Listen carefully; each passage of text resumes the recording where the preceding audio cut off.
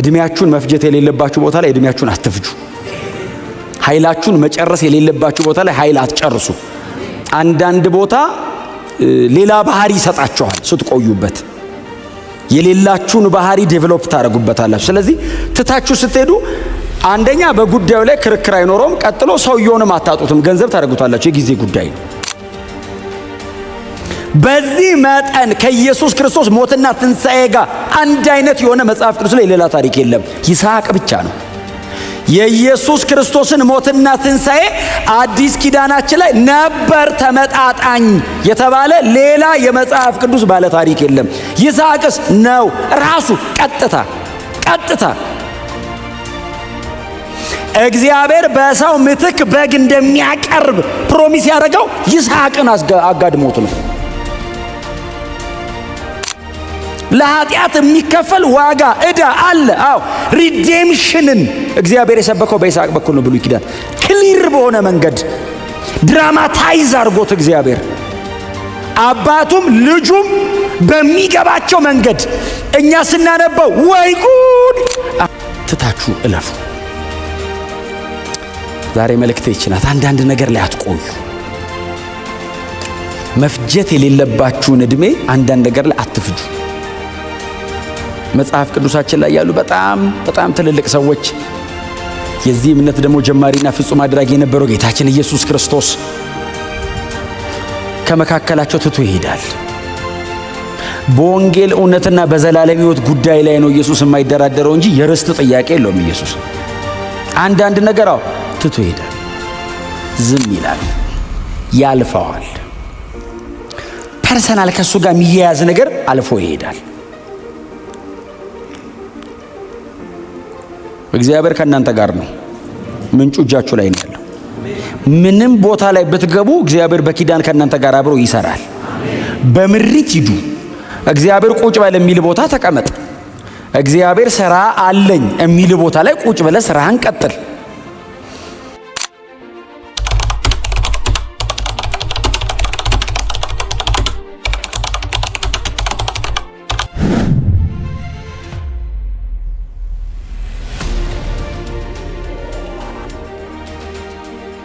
እግዚአብሔር ሲጠራ የማይዋሽ አምላክ ተብሎ ተጠርቷል። ስለዚህ ከእግዚአብሔር ውጭ ያለ ነገር በሙሉ እውነትና እውነት የሚመስል ነገር ሊናገር ይችላል፣ ሊዋሽ ይችላል። ከእግዚአብሔር ውጭ የሆነ ነገር እግዚአብሔር ግን የማይዋሽ አምላክ ነው። በየትኛውም አጋጣሚ እግዚአብሔር እውነተኛ ነው። እግዚአብሔር እውነተኛ ብቻ ነው። በጣም በትህትና አጠገባቸው ሰው እግዚአብሔር ብቻ እውነተኛ ነው በሉት። በጣም ይገርማቸዋል። እንደዚህም የሚል ቃል አለ፣ እግዚአብሔር ብቻ እውነተኛ ይሁን የሚል ቃል አለ። ክብር ለእግዚአብሔር ለአምላካችን ይሁን እና እግዚአብሔር ቃል ይግባ፣ እግዚአብሔር ኪዳን ያድርግ እንጂ ያንን ኪዳን ለገባለትም ሰው ለሚቀጥለውም ትውልዱ ጠብቆ ይቀጥላል።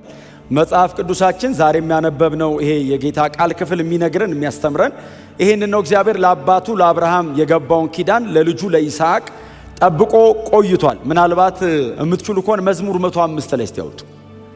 መዝሙር 105 ላይ የሁለቱን ሰዎች ጥቅልል አድርጎ የሚናገር ክፍል አለ። መዝሙር 105 ቁጥር 9 ላይ እግዚአብሔር ለአብርሃም ያደረገውን ለይስሐቅም የማለውን ክብር ለእግዚአብሔር ይሁን። እግዚአብሔር ለአብርሃም ምን ያለው ያደረገው፣ ለይስሐቅ ደግሞ አንድ አይነት ጉዳይ በተለያየ ተርም ነው የተቀመጠው። እግዚአብሔር አስቀድሞ ለገባው ነገር የታመነ ነው ክፍሉ። ለአብርሃም አድርጓል፣ ለይስሐቅም ደግሞ ምሎለታል። ምንድነው እግዚአብሔር የማለለት? ቀድሞ ለአባቱ ለአብርሃም የተናገረውን ለአብርሃም የተናገረው ነገር ለአብርሃም ብቻ አይደለም፣ ለይስሐቅም ነው፣ ለያዕቆብም ነው፣ ለምድር ህዝቦች ሁሉ ነው። ኖርማሊ አብርሃም የኔ ብቻ ነው የሚለውን አይደለም እግዚአብሔር የተናገረው፣ ለአንተና ለዘርህ አይደል ያለው። ቀጥሎስ ባንተና ቀጥሎ ለምድር ህዝቦች ሁሉ በረከት ሆናል። ኤቭሪ ፋሚሊ ማለት ነው። የትኛውም በምድር ላይ ያለ ቤተሰብ ባንተ የተባረከ ይሆናል ብሎታል። ስለዚህ የአብርሃም ብቻ ስላልሆነ እግዚአብሔር ምን ያክል የታመነ እንደሆነ የምታዩት ነገሩን ለአብርሃም በእውነት አድርጎታል። የገባውን ኪዳን እግዚአብሔር ለአብርሃም ፈጽሟል። አብርሃም ጋር የጀመረው ግን ደግሞ ይስሐቅ ጋር ቀጥሏል። እንደ አባቱ እንደ አብርሃም በጣም ብዙ ቦታ እግዚአብሔር ሂድ አላለውም። እንደ ያዕቆብም ደግሞ በጣም ብዙ ሾርት የተጠቀመ አይነት ሰው አይደለም እና መሀል ላይ ያለ በጣም የተረጋጋ አይነት ሰው ነው ይስሐቅ።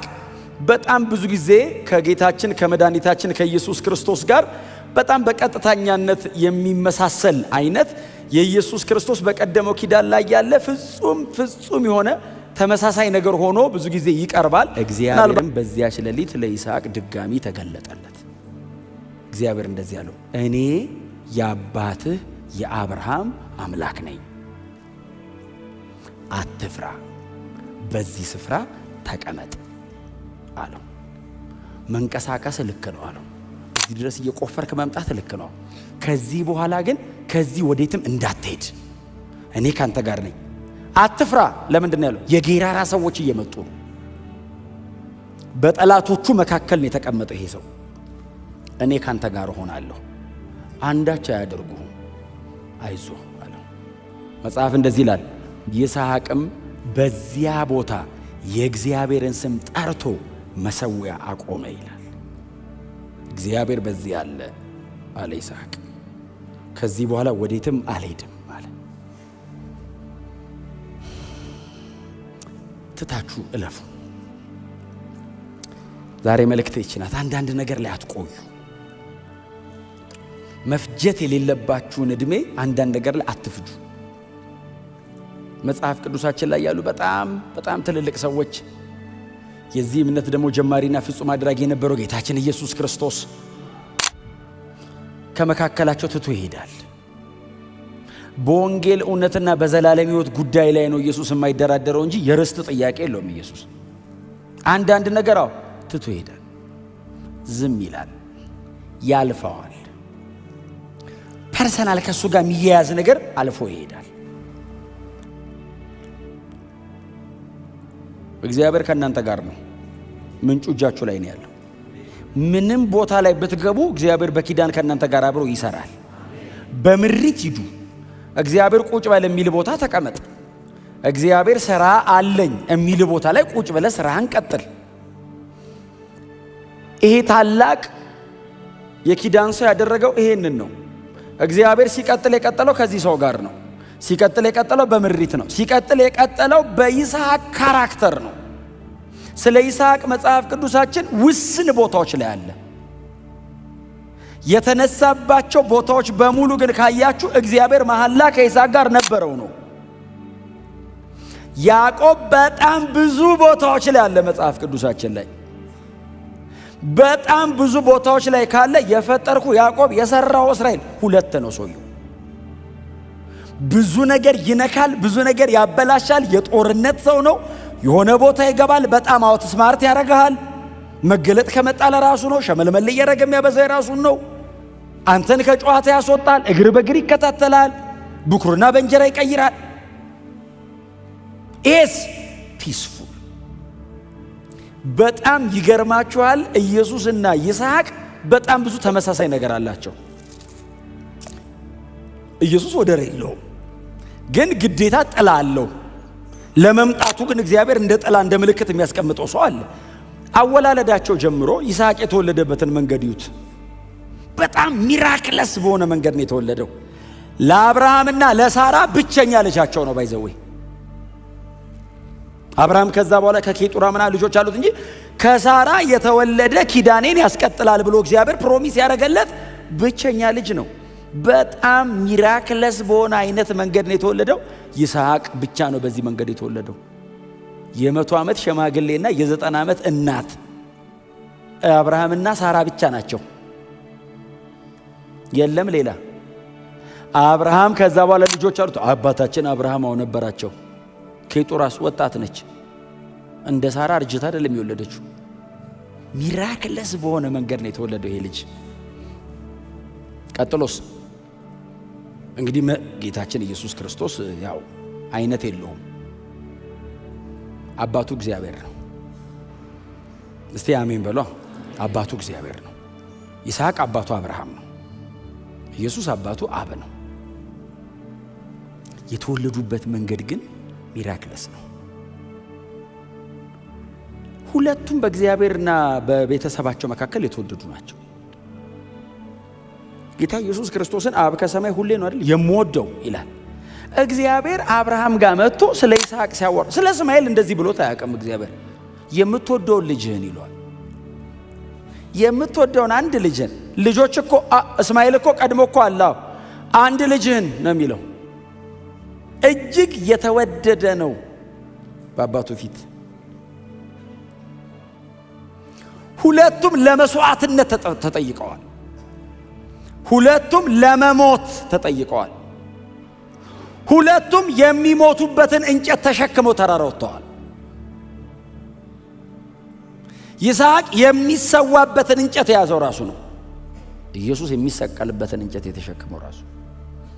ሁለቱም ጂኦግራፊካሊ የሚተያዩ ተራሮች ላይ ወጥተዋል። ይሄኛው ሞሪያ ምድር ሲወጣ፣ ይሄኛው ደግሞ ቀራኒዮን ወጥቶታል። ጂኦግራፊካሊ ይተያያሉ።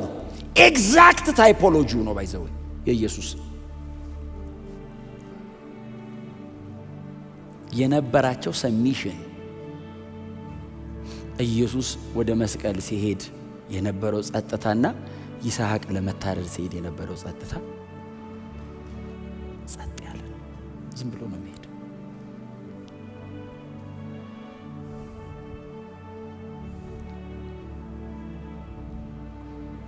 በጣም ይገርማቸዋል። አንዱም ሁለተኛውም ትንሣኤ አግኝተዋል። ያኛው የትንሣኤ ምልክት ነው፣ ይሄኛው እውነተኛው ትንሣኤ ነው። አብርሃም ልጁን ይስሐቅን ተሸክሞ ባወጣው በዛው ተራራ ላይ አባቱ እኮ ነው የሰዋው። አብርሃም እኮ አባቱ ነው። ኢየሱስ እኮ በአባቱ እኮ ነው የቀረበው መስቀል ላይ። አባቱ እኮ ነው አሳልፎ እኮ የሰጠው። በአባታቸው እኮ ነው ታልፎ የተሰጡት። ሁለቱም ተክተው የገቡ ናቸው። እና አብርሃም አጋድሞት ያው ዘፍጥረት 22ን ስለምታውቁት ሊያርደው የዕብራውያን ጸሐፊ ዕብራውያን 11 ላይ ሊያርደው ነበር አይደለም ያለው። ከሞት የመነሳት ምሳሌ አድርጎ ተቀበለው ይላል። በትክክል የሚጠቀመው ቃል ሪዘሬክሽኑን ከኔክሮስ ጋር አያይዞ ነው። በትክክል የሞተ ተነስቶ እንደሆነ ነው አብርሃም የተቀበለው ነው። የሞተ ልጅ እግዚአብሔር አስነሳልኝ ነው ያለው። ልገለው ነበር አይደለም ያለው። በዚህ መጠን ከኢየሱስ ክርስቶስ ሞትና ትንሣኤ ጋር አንድ አይነት የሆነ መጽሐፍ ቅዱስ ላይ ሌላ ታሪክ የለም። ይስሐቅ ብቻ ነው። የኢየሱስ ክርስቶስን ሞትና ትንሣኤ አዲስ ኪዳናችን ላይ ነበር ተመጣጣኝ የተባለ ሌላ የመጽሐፍ ቅዱስ ባለ ታሪክ የለም። ይስሐቅስ ነው ራሱ ቀጥታ እግዚአብሔር በሰው ምትክ በግ እንደሚያቀርብ ፕሮሚስ ያደረገው ይስሐቅን አጋድሞት ነው።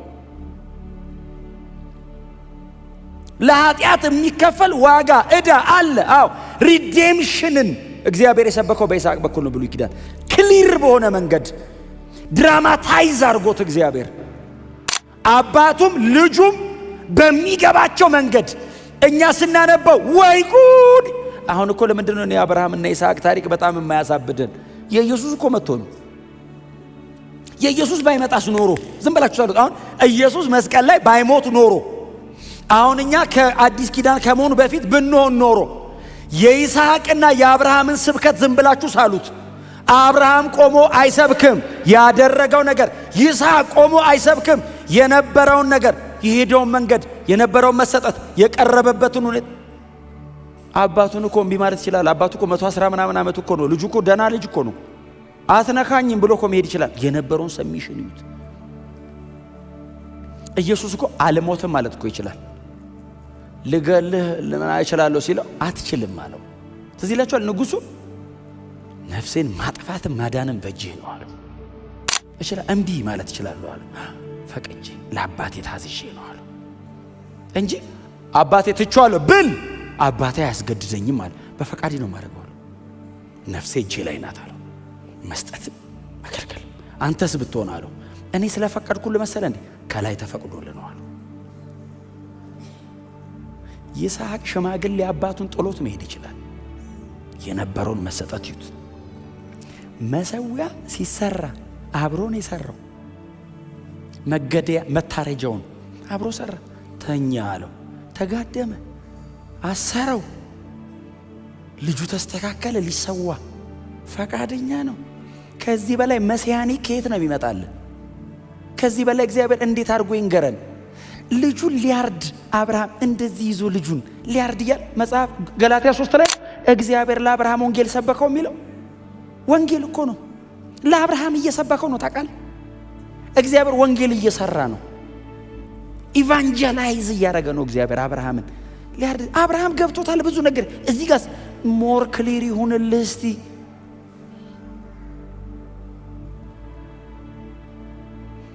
እዛጋ በሰሰበቄ የታሰረ በግ አለ አለው። በቃ አርደኸዋል፣ ግን ግዴ ለምቶ ያው ያን በግ አምጣው አለው። አብርሃም ከይስሐቅ ጋር ቆሞ በጉን ካረደ በኋላ እንደዚህ ቆሞ የሞሪያ ምድር ያለውን ያንን ተራራ እንደዚህ ያየ በእግዚአብሔር ተራራ እግዚአብሔር ያዘጋጃል። ጂሆቫ ጃይራ አለ። እግዚአብሔር ሁሌ አዘጋጅ ነው። አዎ ሪፕሌሳል ተክቶ የሚገባ እግዚአብሔር ያዘጋጃል። እግዚአብሔር ያዘጋጃል። እግዚአብሔር አዛዥ፣ ይስሐቅ ታዛዥ። ሁሌ የአብርሃምን ስለምንሰብከው ነው። ኦፍ ኮርስ በአባት ሳይድ ስለቆምን ነው። በልጅ ሳይድ ደግሞ ቆሙና እዩት። ኦፍ ኮርስ መወሰድ፣ መሰዋት፣ መታረድ አብርሃም እጅጋ የዘፍጥረት 22 ታሪክ ሞር ለአብርሃም አድልቶ ነው ሙሴ የጻፈው።